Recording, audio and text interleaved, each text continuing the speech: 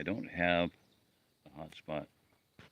My tablet broke. One was stolen, and my phone went down, so I'm on another phone. So I don't know if this is going to work or not. I'm going to try it. How much of a WatchFire? It's already burned down while I was getting ready. I'm not talking very loud, I know that. I got a rooster going to crow and goats that are making noise. I might build this up a little bit later with more wood and have another WatchFire later when it cools down a little bit. But I wanted to just talk a bit about some things that everyone should be aware of, and they're not. Very few people are.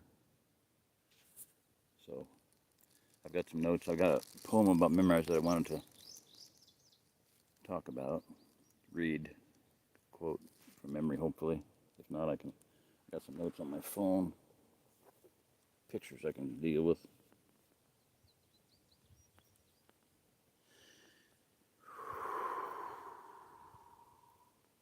Come on, what's going on with that? Come on. Okay, shift. Okay. Okay, so I should have brought my tripod out. I could put it up higher, a little high, and point it down at me, but oh well. Okay, so something stuck in my craw that bothered me, and I'm dealing with it now. Okay, so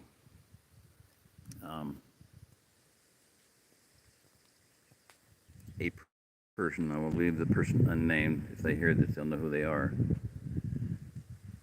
Broke trust with me and talked to me and everything, to my face and behind my back and everything. I mean, they did it to my face, of course. They've never been reticent about doing that, but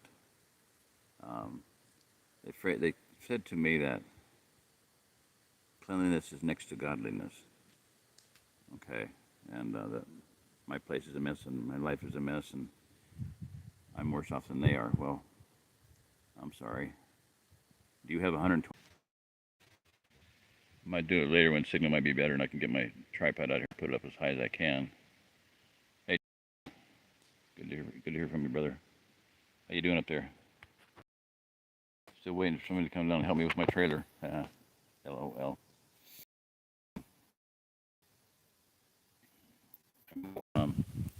People are inherently selfish.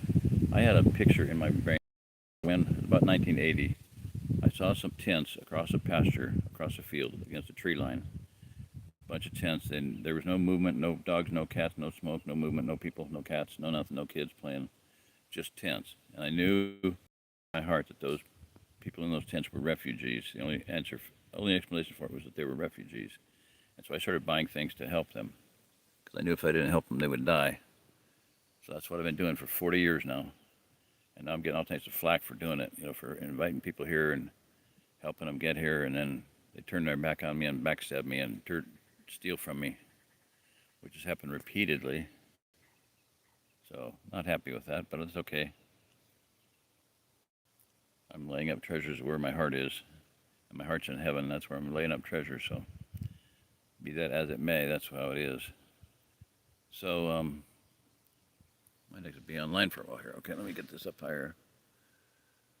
So this one person said to me that, my life is a mess, my place is a mess, and that cleanliness is next to godliness. Okay, so what would be your response to that? Tony, you got any ideas there? I would say that the man that we call our Savior, this person would say that their leader, being a Christ follower, whatever they want to call themselves, was born in a little manger full of cow poop and dog poop and cat poop and sheep poop and goat poop and maybe even people poop, who knows. The smell of urine and manure was probably pretty strong in that stable, that manger. It's always pictured as a nice clean little place. Well, it wasn't clean. King David hung out in a cave for about 15 years. The cave of Adullam. Read the story. David was anointed king, but when he was 15 years old. 15 years later, he actually became king after evading Saul and, killing Philistines for 15 years. He hung out in a cave with 400 men. Do you think that was a nice, clean little operation? I doubt it very seriously. I'm sure they had good sanitation because they followed biblical law, but that doesn't mean that it was clean. That didn't smell of sweat and stink and urine and stuff. I don't know. We don't know. We don't know. Might have been a little castle, a little nice little place, but I don't know. We don't know. He was living in a cave for about 15 years, or, in essence, he was in a cave for a long time while evading King Saul. Okay, one more example, and this is the one I want to concentrate on tonight.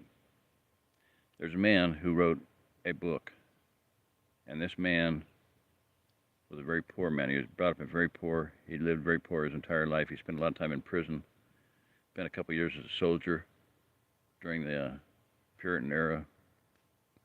And he wrote the greatest book in the English language, second to the Bible. For many, many, many years, for decades and decades, it was the most sold book in the world, translated into more languages than any other book in the world other than the Bible. Who is his name? Tell me. Wish somebody could say that right now, but they won't. Nobody's listening. Oh well. Okay, so his name was John Bunyan, and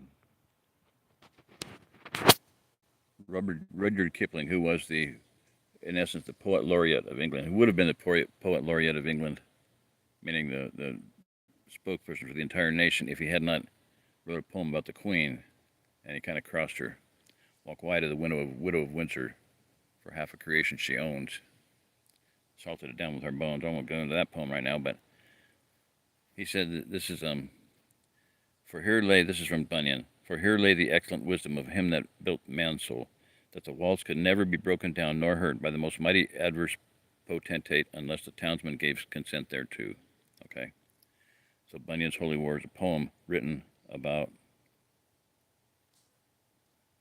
John Bunyan and writing the book, The Holy War. Okay. A tinker out of Bedford. I'm going to quote this from memory, okay? I'm going to try anyway. A tinker out of Bedford, a vagrant often quod, meaning in prison. He spent quite a few years, 10, 20 years in prison and under house arrest for opposing the king and not being willing to pay taxes and things like that. So he was one of those tax protesters, like who came to David in the cave? Who came to him? Those who were discontented, distressed, and owed taxes. Those were the people that gathered to King David. It was a grungy little cave. Grungy huge cave, whatever it is. It was a cave. It was not a palace. It was not a big house. It wasn't a nice place. It was a grungy little cave, or big cave. I don't care what you say. Okay, my back hurts. So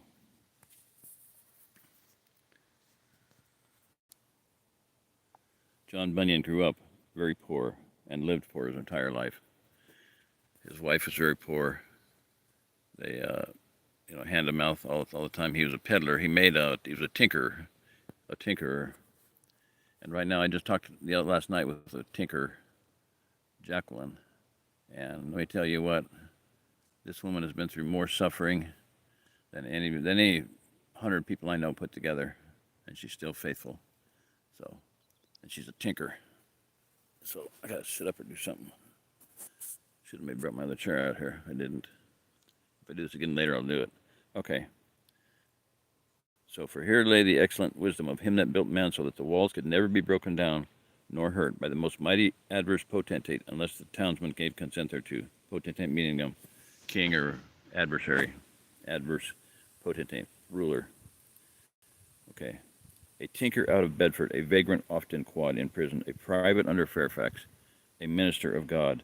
200 years and 30 ere Armageddon came, his single hand portrayed in Bunyan was his name now. I got to pause and tinker.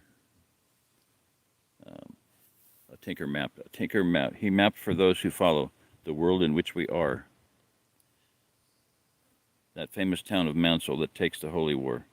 Her true and traitor people, the gates along her wall, from Eyegate unto Fieldgate, John Bunyan showed them all. Okay. Mapped all enemy divisions, recruits of every class, and highly screened positions for flame or poison gas. The craft that we call modern, the crimes that we call new. John Bunyan had them typed and filed in 1682.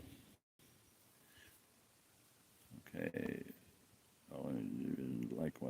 Likewise, the lords of looseness that hamper faith and works, the perseverance doubters and present comfort church. And this one's big, with brittle intellectuals who crack beneath the strain. And that's who this person is. That said this to me. John Bunyan met that helpful set in Charles II's reign.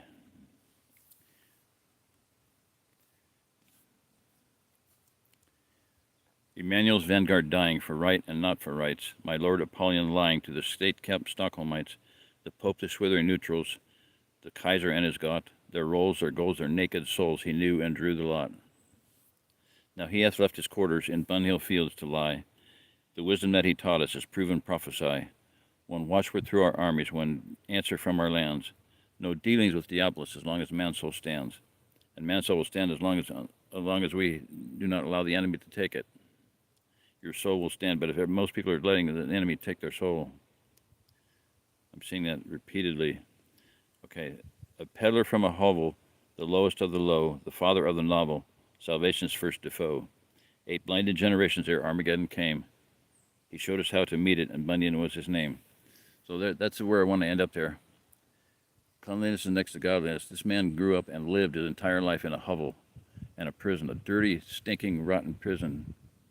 You know, where you had to pee and poop on the floor and straw. They didn't change it, and they had rats running around, and you know that's how English prison was in those days. A very nasty place to be, cold, damp, dark. You know, no light, no heat. He survived that.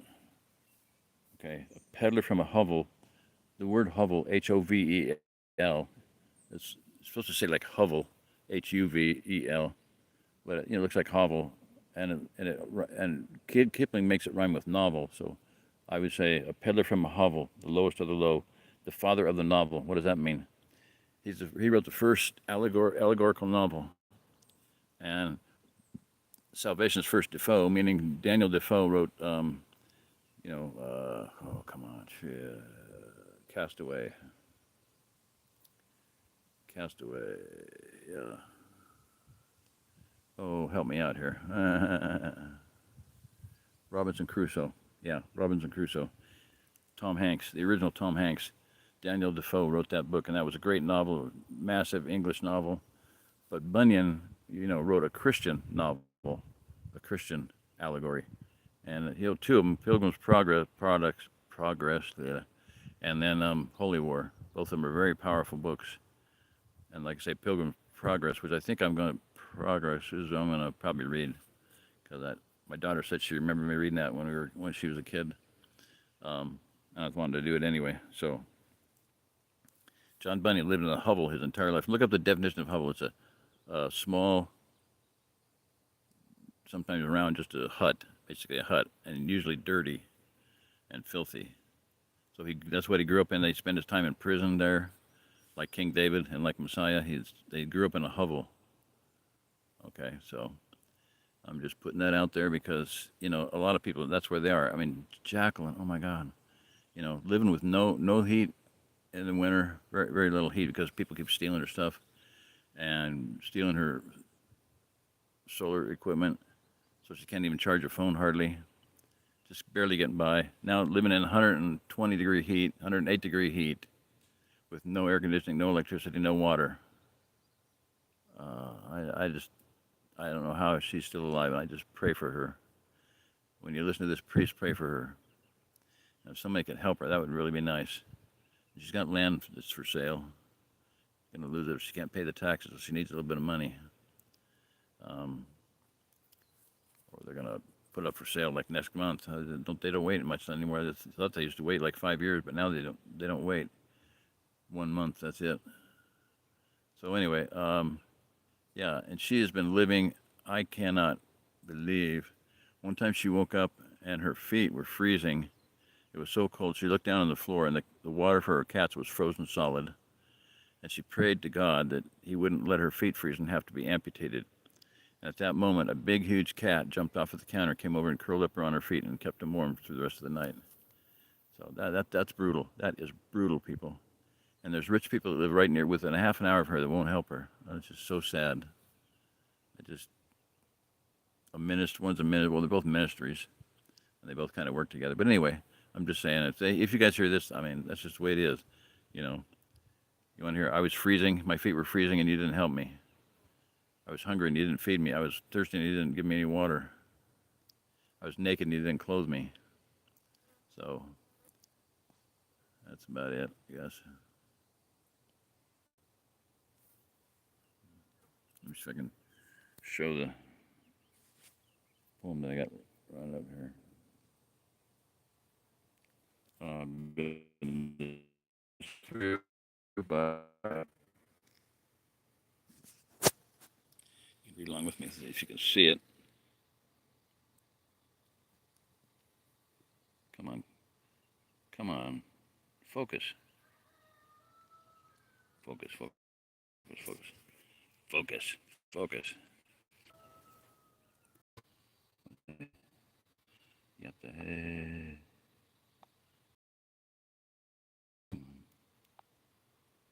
No, I'm not selecting anything. All right, well, that's my little diatribe for the day, my little sermon for the day. Not everybody got to live in palaces and clean kept and maids and everything. And some people just are in very difficult circumstances. When I was talking to Jacqueline the other night, I was just like, just hang on, girl. You know, she really believes change is coming too. I do too. Change is coming for her in her life and my life, and we'll see great, great things. I really believe that. So, like I said, I might throw some wood on that and fire it up again when it gets dark. I probably won't, because I'm going to be very tired when I get done with this. Here's my fire department. I got a pump sprayer that I used to cool myself down with. Where is it? Right there.